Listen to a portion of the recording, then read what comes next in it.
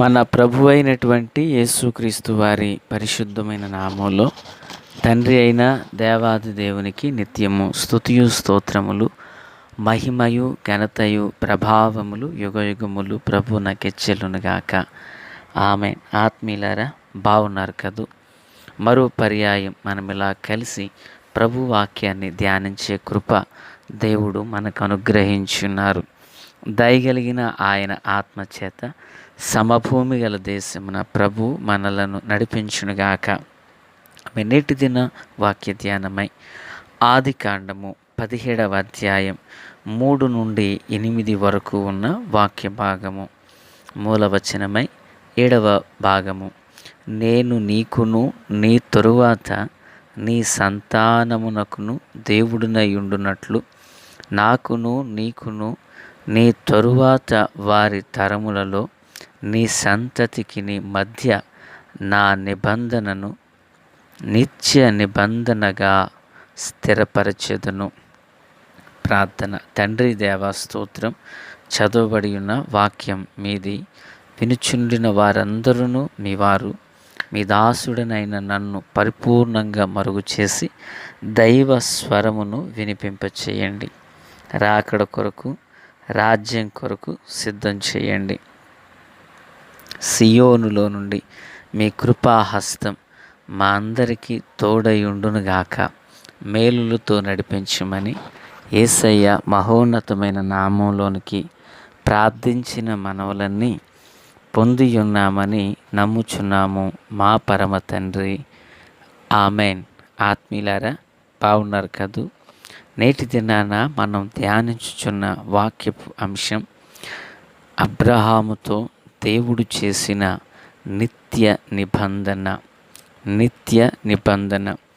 Bible గ్రంథంలో 7 నిబంధనలు ఉన్నాయని గత కాలాన నోవాహును గూర్చి ధ్యానించినప్పుడు జ్ఞాపకం చేసుకున్నాం. మరొకసారి రిపీట్ చేస్తున్నాను. దేవుడు నోవాహుతో నిబంధన చేశారు. అలాగుననే ప్రియులారా, మరి ఆరోనుతో చేశారు. అబ్రహాముతో నిబంధన చేశారు. ఇస్సాకుతో నిబంధన చేశారు. 3. 4 యాకోబుతో, 5 ఇజ్రాయేలు, 6 ఫినెహాసు, 7 దావీదు. 7 నిబంధనలు లేఖనంలో మనకు కనిపిస్తుంటాయి. అయితే పిల్లరా, మరి ఈ 7 నిబంధనలలోకెల్లా అత్యంత శ్రేష్టమైన నిబంధన అబ్రహాముతో చేసిన నిబంధన. పాత నిబంధన, క్రొత్త నిబంధనలో దేవుని వాగ్దానాలు ఎన్నో ఉన్నాయి. అయితే వాగ్దానాల కంటే శ్రేష్టమైనది వాగ్దానపూర్ణుడై ఉన్న దేవుడే కదా. ఇక్కడ అబ్రహాముకు దేవుడు ప్రత్యక్షమైనప్పుడు అబ్రాముతో ప్రభు చెప్పారు, నీవు నిందారహితుడివై నడుచుకో, నా సన్నిధిలో నేను నిన్ను గొప్పగా దీవిస్తాను అన్నారు. అప్పుడు అబ్రహాము దేవుని ఎదుట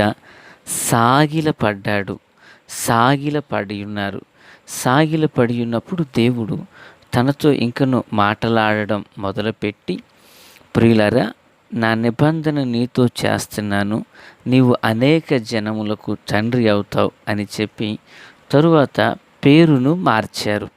ప్రియులారా, మొదటి విషయం, దేవుడు అబ్రహాముతో మాట్లాడుతున్నప్పుడు అబ్రాము దేవుని ఎదుట సాగిలపడ్డాడు. ఒక మాట, సాగిలపడ్డారు అంటే దాని అర్థం దేవుని మీద ఉన్న భక్తి, దేవుని యందైన దైవ భయం, మరి ముఖ్యంగా దేవుని ఎదుట తనను తాను తగ్గించుకునే స్వభావం. ఈ ఉదయకాల వేళ మనం అబ్రాము జీవితం నుండి నేర్చుకుంటున్న పాఠం ఏంటంటే, అబ్రాము దేవుని ప్రేమించువాడు. అబ్రాము దేవుని యందు భయభక్తులు కలిగిన వాడు. అదే అబ్రహాం దేవుని ఎదుట తనను తాను తగ్గించుకునేవాడు. ఆత్మీయ దైవ జనాంగమా, ఈరోజు దేవుడంటే మనకు భక్తి ఉండొచ్చు, దేవుడంటే మనకు విశ్వాసం ఉండొచ్చు.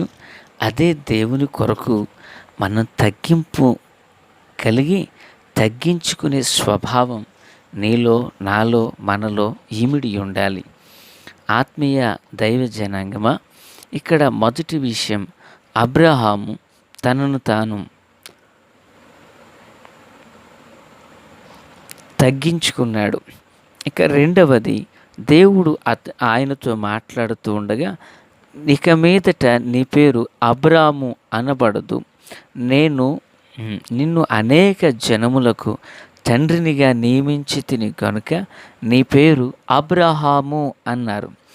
గమనించాలి, దేవుడు అబ్రామును అనేక జనములకు తండ్రినిగా నియమించాడంటే దేవుడు ఓ ప్రణాళికను కలిగి ఉన్నారు.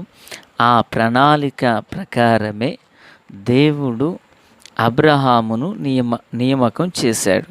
ఇప్పుడు అబ్రహాము దేవుడు నిర్ణయించిన ఆ నిర్ణయంలోనికి నడిపించబడాలంటే ఈయన పేరు మార్చబడాలా. అబ్రాము అనగా గౌరవనీయుడు అని అర్థం. అబ్రహాము అనగా విశ్వాసులకు తండ్రి, లేక అనేక జనములకు తండ్రి. పేరు మార్చబడటమే కాదు, తన ఆలోచన విధానం మలచబడాలి. ఈ రోజుల్లో కూడా చాలామంది ప్రభు యొద్దకు వచ్చిన తర్వాత వారిలో పేరు మార్చబడుతుంది, కానీ స్వభావం మార్చబడట్లేదు. అలాని పేరు మార్చుకోవద్దు అనేది నా ఉద్దేశం కాదు. నేను అంటాను, పేరు మారితే మంచిదే. మరింత మంచి విషయం ఏంటంటే స్వభావం కూడా మార్చబడాల. స్వభావం మారకుండా పేరు మారితే ఏం ఉపయోగం? ఆత్మీయులారా, నీకు పేరు ఎంత చక్కగా మలచబడిందో అలాగనే నీ స్వభావం కూడా మలచబడాల. పితరులు శ్రేష్టమైనటువంటి పేర్లను ఏర్పాటు చేసుకున్నప్పుడు వారు పేరుకు తగినట్లుగా వారు జీవించారు. ఉదాహరణకు హేబేలు ఆవిరి, ఆయన జీవితం ఆవిరిగానే కొనసాగించబడింది. అద్భుతం ఏంటో తెలుసా? ఆవిరి అది ఒక చోటకి చేరిన తర్వాత అది నీటి బిందువులుగా మలచబడుతుంది కదూ.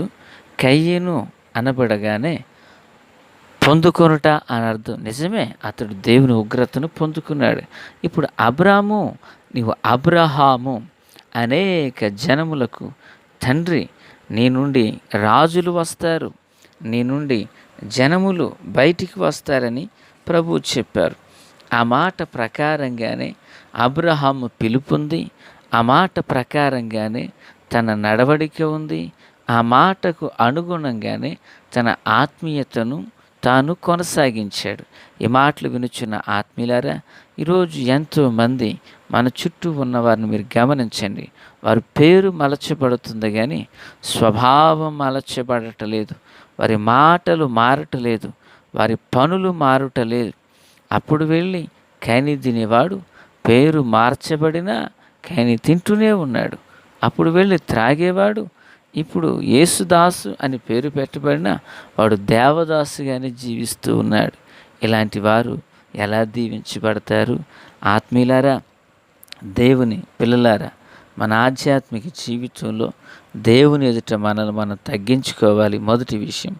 రెండు, ఆయన లోనికి మనం వచ్చిన తర్వాత మన స్వభావం మలచబడాలి. దేవునికి స్తోత్రం.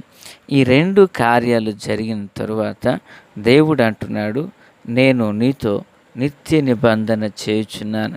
ఏంటి ఆ నిబంధనలో ఉన్న ఆంతర్యం అంటే 8వ వచనం నేను చదువుతున్నాను, విందాం.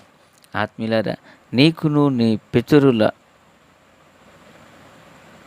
నీ తరువాత నీ సంతతికి నీవు పరదేశమైన దేశమున కనగా కనాను దేశం అంతటిని నిత్య స్వాస్థ్యముగా ఇచ్చి వారికి దేవుడినై యుందును అంటున్నాడు.